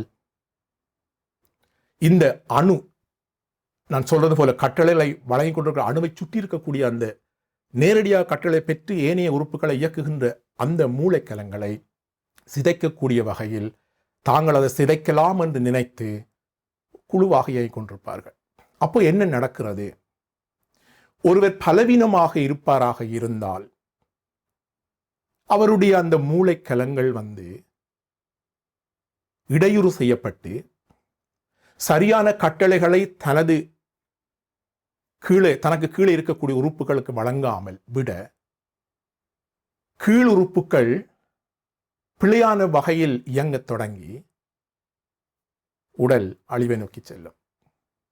ஆனால் என்ன நடக்கும்? இந்த செயினாக இருந்து இயக்குபவர்களுக்கு என்ன நடக்கும்? ஒன்றை நான் மிக சுருக்கமாக ஒன்றை சொல்லுகின்றேன், தெளிவாக புரிந்து கொள்ளுங்கள். நீங்கள் தவறுதலாக வைத்துக் கொள்வோம், ஒரு பொருளை நீங்கள் போற பாதையில் நீங்கள் விழுத்தி விட்டீர்கள். ஒரு பொருளை விழுத்தி விட்டீர்கள். நீங்கள் விழுத்தி விட்டீர்கள். நீங்கள் தான் அதை அந்த இடத்தில் போட்டது. ஆனால் நீங்கள் அதை போட்ட பிறகு நான் எங்கே போட்டேன், நான் இதில் தானே போட்டேன் என்று ஒரு பக்கம் சிந்திப்பீர்கள். அதனால் உங்களோட சொந்த மூளை கலங்களை நீங்களே சிதைத்து வருத்தி கொண்டிருப்பீர்கள். எங்கே தவற விட்டேன், எங்கே போட்டேன், இந்த இடத்துல நான் போட்டேன் என்று ஒன்று சிந்திப்பீர்கள். அதை கண்டெடுத்தவர் அவரும் சிந்திக்க தொடங்குவார். இது ஏன் இந்த பொருளில் விழுந்திருக்கிறது, யார் போட்டிருப்பார்கள் என்று சிந்திப்பார். ஆனால் அவர் விவரமுடையவர்களாக இருந்தார். அது என்னுடைய பொருள் அல்லவே, நான் போடவில்லையே, இது யாரோ தவற விட்டிருப்பார்களே அல்லது வேண்டும் என்று செய்திருப்பார்களே என்று அவர் சிந்திப்பாராக இருந்தால் அவர் இலகுவா தப்பித்துக் கொள்வார். ஆனால் போட்டவர், தவற விட்டவர், அந்த பொருளை வேறு யாராவது எடுத்திருப்பார்களா, எடுக்காமல் விட்ட வேண்டும், பல சிந்தனைகள், அப்படி ஒரு செயினாக சிந்திப்பார்கள். பல பேர் தொடர்பு கொண்டிருந்தார். இதைத்தான் சொந்தத்தில் சூனியம் வைக்கிறேன் சொல்வார்கள். அவர்கள் தாங்களாகவே ஒன்றும் செய்ய தேவையில்லை, தாங்களாகவே தங்கள் மூளைக்கலங்களை சிதைத்துக் கொண்டே இருப்பார்கள். இது தெரியாமல் செய்வதற்கு நான் இந்த உதாரணத்தை சொல்லுகின்றேன். சில பேர் தெரிந்து செய்வார்கள். மற்றவர்களுக்கு பிரச்சனை கொடுக்கிறதாக நினைத்து என்ன செய்வார்கள்? இது போன்ற விளையாட்டுகளை செய்வார்கள். இதனுடைய பலன் அதை சீராக விளங்கிக் கொள்ளக்கூடியவர் விலத்தி விடுவார். ஆனால் செய்தவர்கள் அதனால ஏதாவது தாக்கம் அவருக்கு வந்திருக்குமா, அதை அவர் பார்த்திருப்பாரா, அல்லது இந்த பொருளை திடீரென காணலையே, அப்போ யார் எடுத்திருப்பினோம், அவர் நான் வச்சவர் தான் எடுத்திருப்பாரா, இப்படியெல்லாம் ஒரு செயினா சிந்திக்க சிந்திக்க சிந்திக்க சிந்திக்க அவர்கள் தங்களுடைய மூளைக்கலங்களை தாங்களே சிதைத்து அந்த மூளைக்கலங்கள் பிறப்பிக்கக்கூடிய கட்டளைகளை அவர்களே நிறுத்தி அவர்களது உடலினுடைய ஏனைய உறுப்புகளை தாங்களே பழுதாக்கி ஒட்டுமொத்தத்தில் விரைவில் தாங்களே தங்கள் உடலை பழுதாக்கிக் கொள்வார்கள். அதனாலே தான் நான் சொல்லுகின்றேன், யார் என்னத்தை எது செய்தாலும் இறுதியாக கட்டளை வழங்கும் அந்த சிறு துணிக்கைக்கு எதுவும் ஆகாது. இது ஓரளவு உங்களுக்கு புரிந்து கொள்ள முடியும் என்று நினைக்கின்றேன். இப்போ நான் இந்த இறைபதம் என்று சொல்லி ஒன்றில் விட்டிருக்கின்றேன். அப்போ இந்த இறைபதம் அடுத்த ஸ்டெப்புக்கு நாங்கள் பூரமாயிருந்தால் சாதாரண மனிதர்களுடைய இந்த அணு கட்டுப்பாட்டு அந்த அணு பிளவுபடும் ஒரு காலத்தில் அது பிளவுபட்டு இந்த பூமிக்குள்ளே இருக்கும். அது இன்னொரு உடலுக்குள் செல்லக்கூடிய வாய்ப்பு இருக்கிறது என்றெல்லாம் நான் இப்போ சுருக்கமாக சொல்லியிருக்கின்றேன். மறுபிறப்பெல்லாம் நான் பிறகு வருகின்றேன். ஆனால் ஞானிகள் புத்தர் என்று சொன்னால் நேரடியாக புத்த சமயத்துக்குள் சென்று விடாதீர்கள். புத்தம் என்று சொல்றது புனிதர்கள் அல்லது அதாவது ஒரு கட்டத்தில் தியாகம் செய்து புனிதர்களாக மாறுபவர்களை புத்தர்கள் என்று சொல்லலாம். அவ்வாறு அந்த புனிதர்களாக மாறுபவர்கள், புத்தர்களாக இருப்பவர்கள், அவர்களுடைய அணுவுக்கு என்ன நடக்கிறது? அவர்கள் அநேகமாக அவர்கள் துறவிகள் என்று சொல்லுகின்றோம் இல்லையா? துறவிகள் என்று சொல்லுகின்றோம். அந்த துறவிகள் எல்லாம் இறைவனடி சேர்கின்றார்கள். இறுதியில் இறைவனடி சேர்வதற்கு துறவரம் செல்லுங்கள் என்று சொல்லுவார்கள். அப்போ அந்த துறவரம் சென்றவர்கள் தங்கள் உடல் உறுப்புகளை செல்வதற்கு முதல் வருத்துவதில்லை. தங்கள் உடலை கட்டுப்படுத்தின மிகச்சிறிய துணுக்கியான அந்த இறைபதம், அந்த அணு, அதை சுற்றி இருக்கக்கூடிய மூளை கலங்களை அவர்கள் வருத்துவதில்லை, அனாவசியமாக போட்டு குழப்புவதில்லை, பிறரை பற்றி சிந்திப்பதில்லை. இதுதான் உண்மை. அவர்கள் ஒரு காலமும் பிறரை பற்றி சிந்திக்க மாட்டார்கள். மிக தெளிவாக இருப்பார்கள். திறந்த கண்ணோடு பார்த்து கொண்டிருப்பார்கள். ஆனால் அவர்களுடைய மூளைக்குள் எந்த பிம்பமும் ஓடிக்கொண்டிருக்காது. இதெல்லாம் மிக கடினம் சாதாரண மனிதர்களால் உணர்ந்து கொள்வது. அப்பேற்பட்டவர்களுடைய அந்த இயக்கும் அந்த சிறு துணிக்கையானது மிக மிக மிக மிக ஓய்வில தான் இருக்கும். அதற்கு வேலை மிக குறைவு.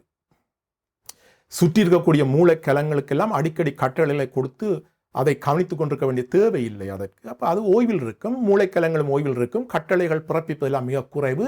நீண்ட ஓய்வாவை எடுப்பதனால் நீண்ட காலம் இருந்து பிரிகின்றது. அப்போ என்ன நடக்குது?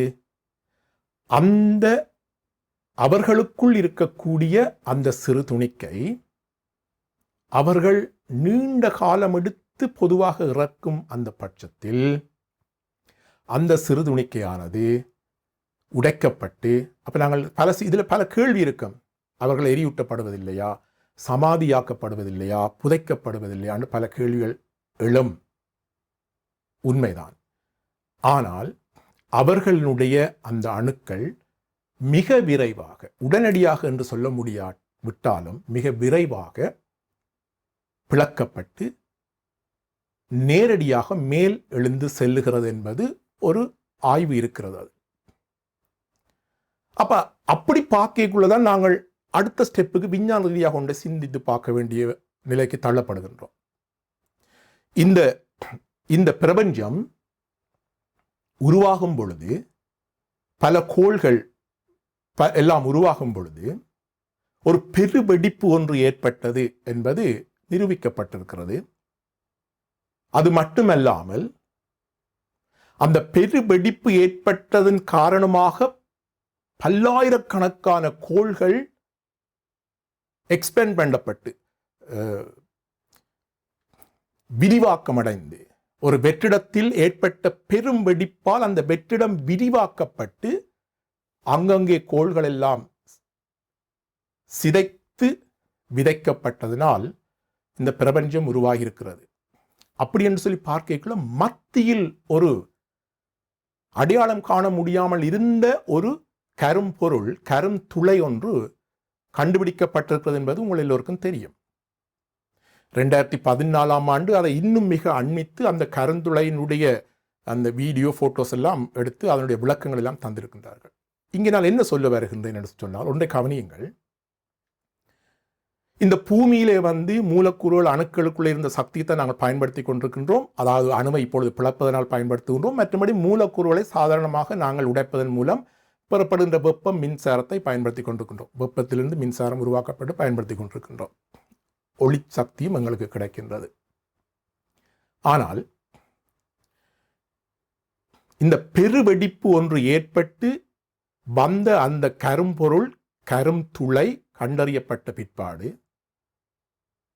எமது அறிஞர்கள், புத்திஜீவிகள், விஞ்ஞானிகள் என்ன செய்தார்கள் என்று சொல்லி சொன்னால், சாதாரணமாக ஏனைய கோள்களுக்கு அவர்கள் பூமியிலிருந்து மின்காந்த அலைகளை செலுத்துவார்கள். அந்த மின்காந்த அலைகள் அந்த ஏனைய கோள்களில் பட்டு திரும்பி வருகின்ற அந்த கால அளவை துல்லியமாக பார்த்து எவ்வளவு தூரத்தில் ஒவ்வொரு கோள்களும் இருக்கின்றது என்பதை கணித்துக் கொள்கின்றார்கள். காரணம், அந்த மின்காந்த அலைகளினுடைய வேகம் அவர்களுக்கு தெரிந்ததனால் சென்று திரும்பி வருகின்ற அந்த எடுக்கும் காலத்தை வைத்து அவர்கள் நேரத்தை கணித்து எவ்வளவு தூரத்தில் இருக்கிறது என்றதை அறிந்து கொள்கின்றார்கள். அப்போ பூமியிலிருந்து அனுப்பப்படுகின்ற மின்காந்த அலைகள் திரும்பி வர வேண்டும். ஏன் நாம் மின்காந்த அலைகள் என்று சொல்லி இங்கே குறிப்பிடுகிறேன் அப்படின்னு சொல்லி சொன்னால், மின் அலைக்கு, மின்சாரத்திற்கு ஊடகம் தேவை. எல்லாம் நான் பிறகு தேவை என்றால் நான் பிறகு பகுதியாக வருகின்றேன். மின்சாரம் ஒரு இடத்திலிருந்து இன்னொருத்துக்கு கடத்தப்பட வேண்டுமாக இருந்தால் மின்சாரத்துக்கு ஊடகம் தேவை, வெப்ப சக்திக்கும் ஊடகம் தேவை. ஆனால் ஒளி சக்திக்கும் காந்த சக்திக்கும் ஊடகம் தேவையில்லை. அப்போ உங்களுக்கு தெரியும், அநேகமானவர்கள் தெரியும், பூமிக்கும் ஏனைய கோள்களுக்கும் இடையிலே வெற்றிடம் தான் இருக்கின்றது. அப்ப அந்த வெற்றிடத்தின் ஊடாக வெப்ப சக்தியோ அல்லது ஒரு மின் சக்தியோ செலுத்த முடியாது. ஒளிச்சக்தி வரும், காந்த சக்தியும் செல்லும். எனவேதான் இவர்கள் என்ன செய்கிறார்கள் சொன்னால், மின்சாரம் ஏன், மின் சக்தி இதில் ஏன் பயன்படுத்தப்படுகிறது என்று சொல்லி நாங்கள் கொஞ்சம் பார்த்தோமாக இருந்தால், அணுக்கள் மின்சக்தி கொண்டவை. இலத்திரன்கள் மறையேற்றம், கருவுக்குள்ளே இருக்கின்ற புரோத்தன்கள் நேரேற்றம், அதனால் மின்சக்தி கொண்டவை. ஒரு அணுவை சுற்றி, கருவை சுற்றி மின்சக்தி இலத்திரங்கள் இயங்கிக் கொண்டிருக்கிறது. அந்த இலத்திரங்கள் ஏன் கருவுக்கு வெளியில் அந்தரத்தில் இயங்கிக் கொண்டிருக்கிற இலத்திரங்கள் ஏன் விட்டுட்டு ஓடவில்லை என்று சொல்லி சொன்னால், உள்ளுக்குள்ளே இருந்து காந்த சக்தி ஒன்று அந்த இலத்திரன்களை கவர்ந்து இழுத்து வைத்துக் கொண்டிருப்பதனால் சுற்றி கொண்டே இருக்கின்றது. அப்போ அணுக்கள் மின்காந்த சக்தி கொண்டவை. எனவே நாம் இங்கிருந்து அனுப்புகின்ற அனைத்து சக்தி வடிவங்கள் அல்லது அலை வடிவங்களை மின்காந்த சக்தி, மின்காந்த அலை வடிவங்களாக அனுப்புகின்றோம். அப்போதுதான் அது வெற்றிடத்தினூடாகவும் செல்லும். அணுக்கள் ஏதாவது இடையில் இருந்து அவற்றையும் தாண்டி அவற்றினூடாகவும் செல்லக்கூடியதாக இருக்கும் என்பது ஒரு ஒரு ஒரு ஆய்வு. எனவே மின்காந்த அலைகளாக செலுத்துகின்றார். சரி, இப்போ நான் இதை ஏன் சொல்லுகின்றேன் அப்படின்னு சொன்னால், வடிவ ஒன்றை விளங்கிக் கொள்ளுங்கள். மனித மூளையில் இருக்கக்கூடிய அந்த சிறிய துணிக்கையானது இறைபதம் நிலையில் இருக்கிறது என்று நான் சொல்லியிருக்கின்றேன். ஏனென்றால் இயக்குகிறது. அப்போ இந்த துறவிகளிடம் இருந்து பிரிந்து செல்வது என்று சொல்லுகின்றேன். அவை பூமிக்குள் சுற்றாமல் நேரடியாக இந்த பெருவெடிப்பு நடந்த இடத்துக்கு செல்லுகிற என்ற ஒரு கருதுகோளுக்கு நாங்கள் வரலாம். அப்போ அங்கே என்ன நடக்கிறது? 2014ஆம் ஆண்டு மிக நெருங்கி அந்த கருந்துளைகளை கண்டுபிடித்த பிற்பாடு வளமை போல எமது விஞ்ஞானிகள் என்ன செய்தார்கள்? அது என்னென்று அறிவதற்காக இங்கிருந்து பல மின்காந்த அலைகளை செலுத்தி பார்த்தார்கள். பல பொருட்களை எல்லாம் அங்கே அனுப்பி பார்த்தார்கள். சாதாரண கோள்களாக இருந்தால், சாதாரண அணுக்களால் மூலக்கூறுகளால் உருவான கோள்களாக இருந்தால் அதில் பட்டு திரும்பி வர வேண்டும். எது? மின்காந்த அலைகள் திரும்பி வர வேண்டும். ஆனால் ஒரு குறிப்பிட்ட இடத்தில் மட்டும், இந்த கருந்துளை இருக்கிற இடத்தில் மட்டும் அவர்கள் செலுத்துகின்ற மின்காந்த அலைகள் திரும்பி வரவே இல்லை. செலுத்துகிறார்கள், திரும்பி வருது. அந்த இடத்துக்கு போனதும் திரும்பி வருதில்லை. சில பொருட்களை அனுப்புகிறார்கள், அந்த இடத்தை நெருங்கியதும் அது உள்ளிழுக்கப்படுகிறது, ஆனால் திரும்பி வருவதில்லை. எங்கே போகிறது என்று தெரியவில்லை. அதனால்தான் ஒரு தியரி இருக்கிறது. அந்த கருந்துளைக்கு அப்பால் உள்ளால போனீங்களா இருந்தால் பின்னால அங்கால ஏதோ ஒன்று இருக்குது. அது கூடாக போனீங்களா இருந்தால் அங்கால இன்னொன்று இருக்குது. அது மட்டுமல்ல, இந்த மின்காந்த அலைகள் பட்டு திரும்பி வராத ஒரு காரணத்தால் இன்னொரு முடிவுக்கும் வருகிறார்கள். என்ன தெரியுமா? இன்னொரு முடிவுக்கு வருகிறார்கள். அந்த கருந்துளை என்ற அந்த பொருள், அந்த பதம், அந்த இருப்பிடம் அணுக்களால் ஆக்கப்படவில்லை. அவை அணுக்களால் ஆக்கப்பட்டிருக்குமாக இருந்தால் நாம் இங்கிருந்து அனுப்புகின்ற பொருட்கள் திரும்பி வர வேண்டும், அல்லது எங்கே சென்று இருக்கிறது என்பதை கண்டறியக்கூடியதாக இருக்கும். மின்காந்த அலைகள் திரும்பி வரும் அணுக்களால் ஆக்கப்பட்ட பிரதேசமாக இருந்தால். காரணம், அணுக்களுக்குள் மின்காந்த அலைகள், அணுக்களின் இயக்கமே மின்காந்த அலைகள் தான். அப்ப அணுக்களால் கட்டமைக்கப்பட்டிருந்தால் திரும்பி வர வேண்டும்.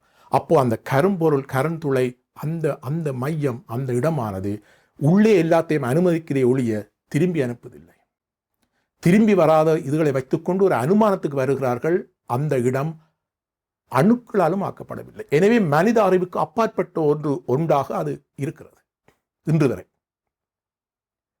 மனித அறிவுக்கு அப்பாற்பட்ட ஒன்றாக இருக்கிறது. அப்போ இந்த துறவிகள், நல்ல மனிதர்கள் நாங்கள் சொல்லுவோம் இங்கே பூமியில், அவர்களுடைய இந்த ஆவி என்று சொல்லுகின்றோம், உயிர் பிரிந்து அந்த சிறிய துணிக்க பிளக்கப்பட்டு அதிலிருந்து வருகின்ற சக்தி இந்த கருந்துளைகளுக்குள் போவதான ஒரு முடிவுக்கு நான் வருகின்றேன்.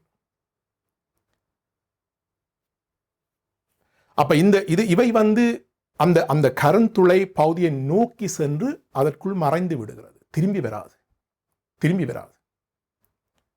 அப்போ அங்கேதான் நாங்கள் ஒரு முடிவுக்கு தற்காலிகமாக வர முடியும்.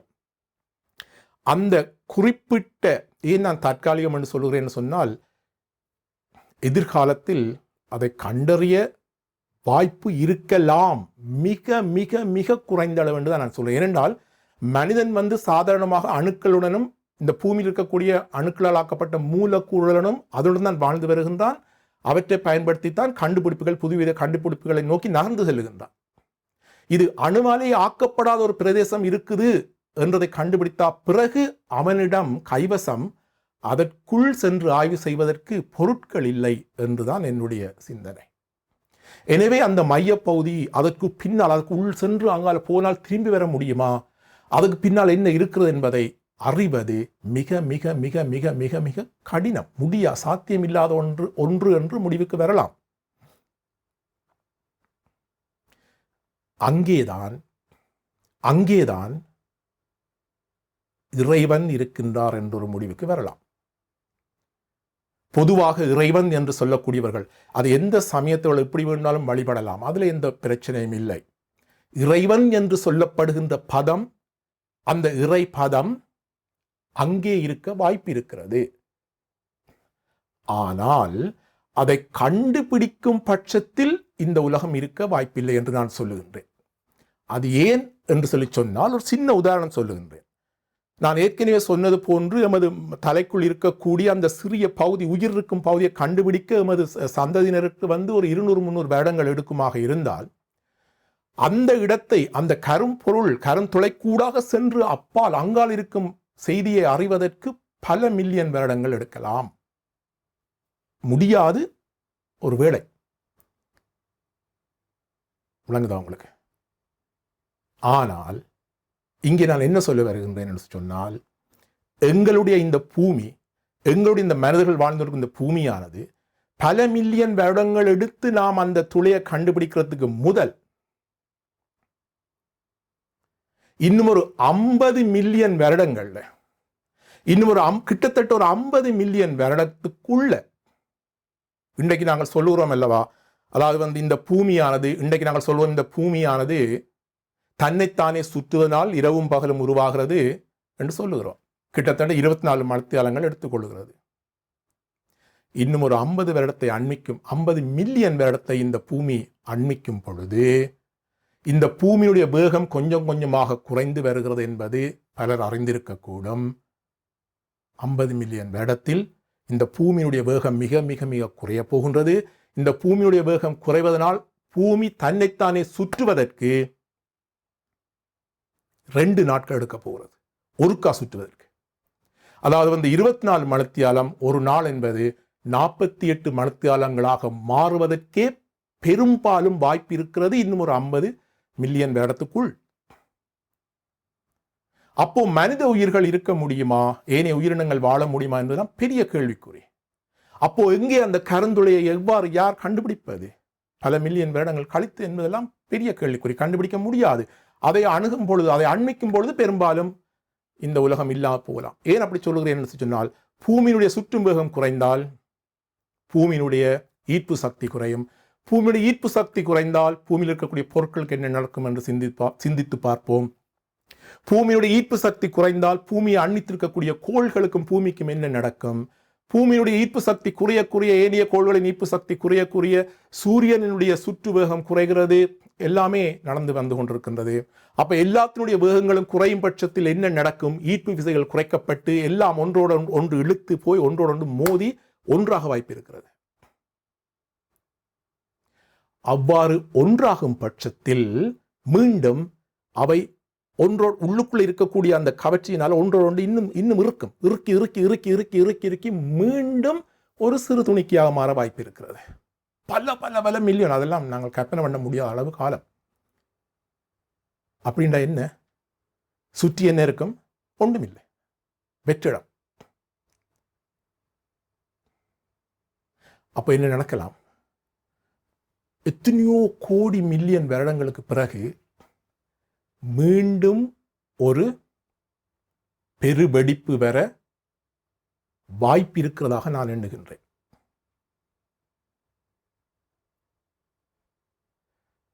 அப்ப நாங்கள் கேட்கலாம், இந்த கோள்கள், இந்த பிரபஞ்ச கோள்கள், நட்சத்திரங்கள்லாம் வெறும் வெற்றிடத்தில் தானே கிடக்குது, வெற்றிடத்தில் அப்படியே எக்ஸ்பெண்ட் பண்ணப்பட்டு அப்படியே தள்ளப்பட்டு அப்படியே தொங்கி கொண்டிருக்கிறதுன்னு நான் சொல்றேன். நான் இல்லை, பல ஆய்வுகள் சொல்லி எல்லாம் முடிவுகள் எடுக்கப்பட்டிருக்கு. வெற்றிடம் என்று சொல்றியே, அப்ப எப்படி எல்லாம் அங்கங்க நிக்குது? இந்த பூமியில எல்லாம் இந்த பொருட்கள் எல்லாம் பூமியில நிக்குது. வெற்றிடம், அதான் வெற்றிடம். வெற்றிடம் ஒன்றுமில்லை, ஒன்றுமில்லை. வெற்றிடம் என்ன? ஒன்றுமில்லை. ஒன்றுமில்லாட்டி என்ன அங்கே அங்கெல்லாம் நிக்குது? ஒன்றுமில்லாத இடத்துல ஒன்றை வைக்க முடியும். ஒன்றுமே இல்லாத இடத்துல தான் ஒன்றை வைக்க முடியும், ஒன்று போய் நிற்க முடியும். ஒரு இடத்துல காற்று நிரப்பி இருக்குமாக இருந்தால் நீங்கள் அதுக்குள்ள வேற ஒன்றை நிரப்ப முடியாது. இப்ப நீங்கள் ஒரு பலூனை வாயில ஊதி அந்த பலூனுக்குள்ள காற்று நிரப்பி பலூனை இறக்கி பிடிச்சும் பலூன் ஊதி இருக்கு, உங்களுக்கு காற்று நிற்குது. அதுக்குள்ள நீங்கள் தண்ணியை நிரப்ப இயலாது. தண்ணியை நீங்கள் திரும்ப அதுக்குள்ள விடுவீங்களா இருந்தால் அதுக்குள்ளே இந்த காற்று வெளியேறிவிடும். காற்று வெளியேறினா தான் நீங்கள் நீரை உள்ளே செலுத்த முடியும். உங்களுக்கு விளங்குதுன்னு நான் நினைக்கிறேன். எனவே வெற்றிடம் ஒன்றொன்று இருந்தால்தான் நாங்கள் ஒரு பொருளை உள்ளே வைக்க முடியும், அந்த இடத்துல ஒன்றை வைக்க முடியும். ஸோ இவ்வாறு இந்த வெற்றிடத்தில் தான் ஒன்றுமே இருக்கே, ஒன்றுமே இல்லை, ஒன்றுமே இல்லாததான் இந்த பிரபஞ்சம். ஒன்றுமே இல்லாமல் இருந்தது, பெரு வெடிப்பு, அந்த வெடிப்பின் காரணமாக சிதைக்கப்பட்ட பொருட்கள் அப்படியே தள்ளப்பட்டு அந்த வெற்றிடத்தில் அந்த இடத்துல தொங்கைக்குள்ள ஒவ்வொரு சடப்பொருட்களுக்கும் ஒவ்வொரு கவர்ச்சி இருக்குது. அதெல்லாம் நாங்கள் பெரிய விரிவாக பிறகு பார்ப்போம். நான் கொஞ்சம் கொஞ்சமாக சின்ன சின்ன விஷயங்களை நான் பிறகு சொல்லுகிறேன் என்னால் முடிந்த அளவுக்கு. மீண்டும் வருகின்றேன். உடலுக்குள்ள எங்கே உயிர் உள்ளது?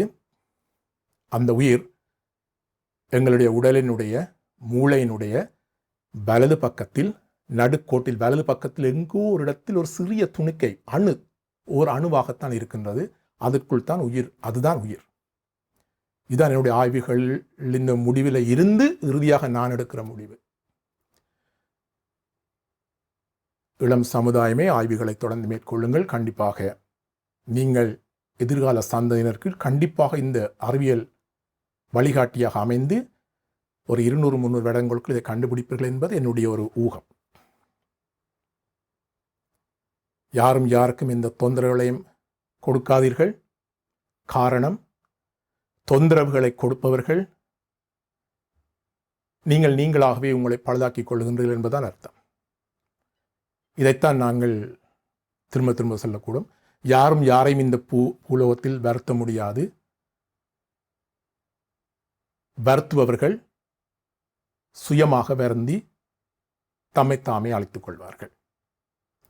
இது ஒரு தியரி. இதையும் விரிவாக நாங்கள் பார்த்து கொண்டு போகலாம். இதற்குள்ள பல விடயங்களை நான் விட்டு கொண்டு போகின்றேன். அதை நான் பிறகு வருகின்றேன் வந்து சரியான முறையில் நான் சொல்ல. வணக்கம். Ravikumar Thiruchelvam, Oslo, Norway.